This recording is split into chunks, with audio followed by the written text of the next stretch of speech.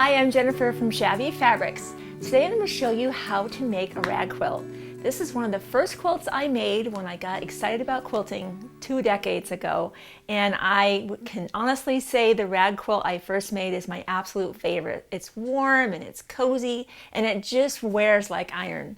So the quilt you see behind me is from the Welcome Home Flannel collection by Shabby Fabrics. And that was created by Maywood Studio. It's beautiful flannel in an array of colors. So we'll be using that today. This is available as a kit, available exclusively from Shabby Fabrics. But I want to show you, if you've never made a rag quilt before, I want to show you the mechanics of how it goes together. It's really simple and super fun. If you're brand new to quilting, this is perfect for you. First thing you're going to want to do is, of course, figure out your fabrics. That's an obvious decision you have to make. In the middle of a rag quilt, let me take a step back. On a normal quilt, you have your quilt top, which you piece. You have that all put together, and then you have batting, usually 100% cotton batting, like warm and natural, something like that, and then your backing fabric. And you typically take that to either a long arm quilter, or you quilt that on your machine yourself. And one of the things I love about rag quilts is you don't take it out after the fact to be long arm quilted. You can quilt as you go, and I'll show you what I mean. Some people like to actually put crisscrosses in the blocks and really add some stitching as they go in each section. I didn't even do any of that. We simply put sections together, snipped in there, and put the quilt together, and there's no quilting. And again, in the end, you don't have to take it out and have it long arm quilted, which is a very expensive process. So rag quilts are very affordable. Now, getting back to the anatomy of a rag quilt, you have your fabric on the top, of course, and you can choose either the same fabric on the back or something totally different.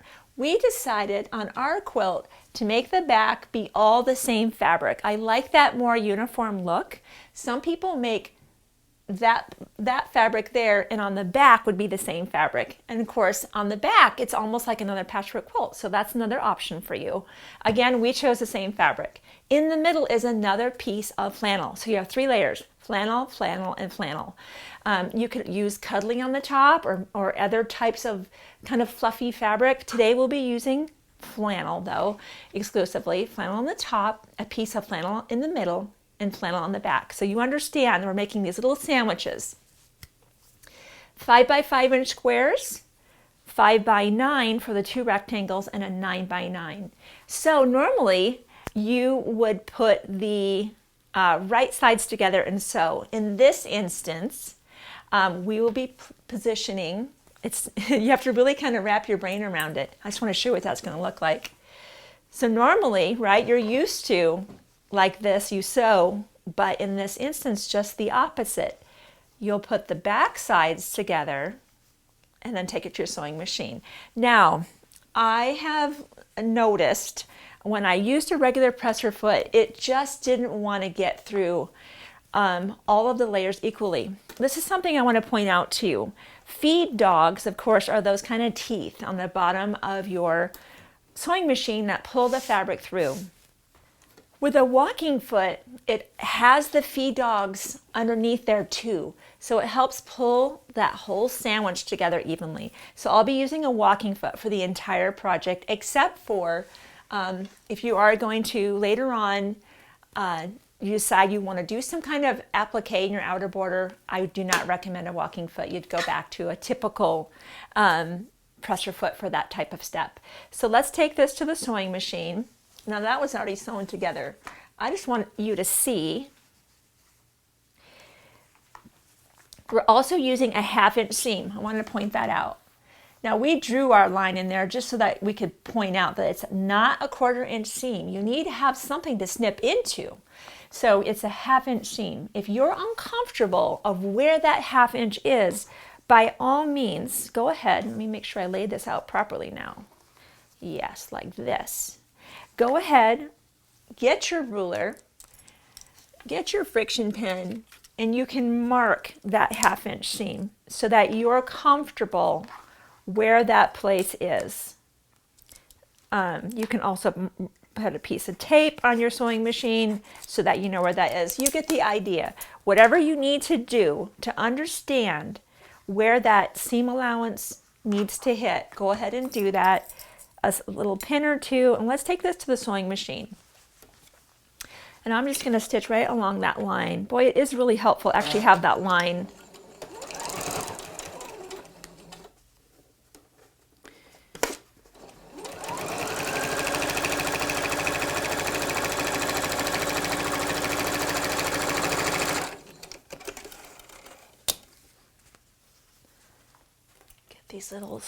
These are these easy cut scissors. I love these. They have the little curved tips that come up.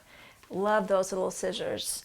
And you don't really need to press. So you've got this part open, right? Now we did the same thing with this portion.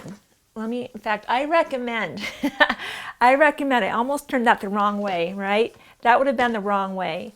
I recommend that when you do a piece, put it back on your table. And when you do the next part, put it back on your table. That way, when you sew your block together, everything's going together properly. So we know it's going to look like that. So again, up we go like this, and we're going to do the sewing. And we've done that ahead of time. So I'll put that aside. And we'll lay out our block. Now, this is the part I want to show you. Let's do this part together. Of course, this is going to go like this. And I'm going to go on this side because I want to mark it with my friction pen again. I really liked that. It was just a nice, I'm not used to sewing a 1/2 inch seam allowance, right? Or I'm a quilter. I'm used to a 1/4 inch seam allowance. So I'm not super comfortable with what a 1/2 inch seam allowance looks like. Again, I'd either put a mark on my sewing machine of where that 1/2 inch is, or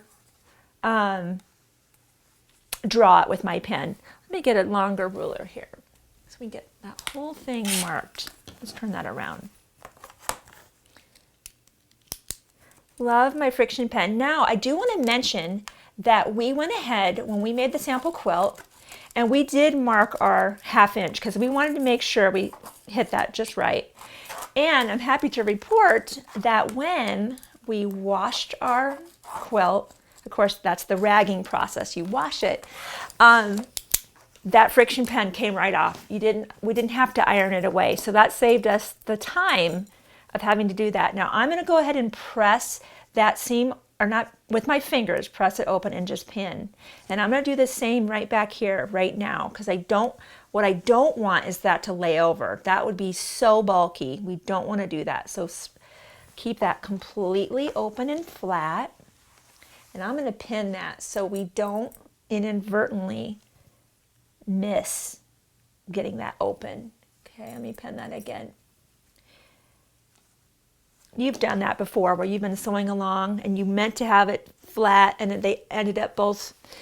It's one thing when it's cotton, but when it's 3 layers of flannel, it's really bulky. It's not manageable. All right, here we go.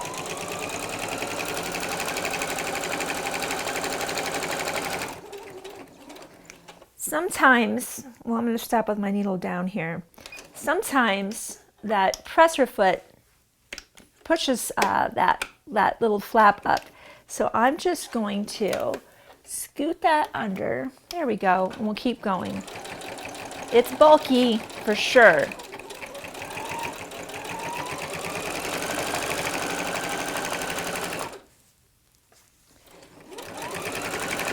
But that's why they're so warm. Now making sure that seam is laying flat.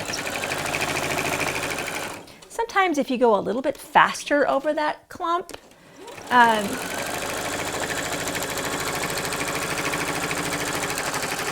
sometimes just going a little bit faster helps the machine not get bogged down and get stuck in those areas where it's just thicker. Okay, unpin this and see what we've done here. All right, so this is what the block looks like so far. Now, you can just keep making blocks like that. obviously you're going to just lay them out in any orientation you want. If you want to add an inner border, great. You want to add an outer border, great. You can just do this and finish off a quilt and you have a rag quilt.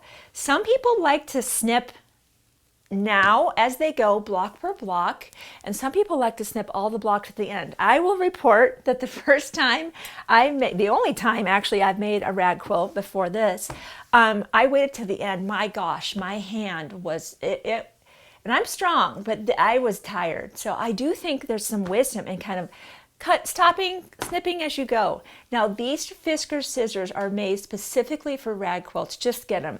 This is such a fun project. Everybody loves a rag quilt. Who doesn't love to have that? But it's the perfect quilt for the Friday night movie night. You know, it's cold outside here in Idaho, so everyone's fighting for this quilt all the time. Get these, they're wonderful. Now what you're going to do is I'm going to bring this back together. Remember we had a 1/2 inch seam allowance.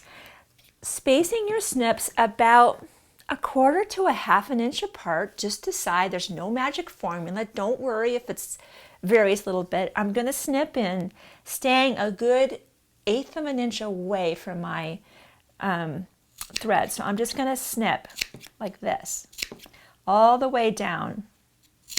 Make sure you have all of the layers, and you're just going to snip. And these Easy Action scissors have an assist in here that makes it so that your hand doesn't fatigue very much.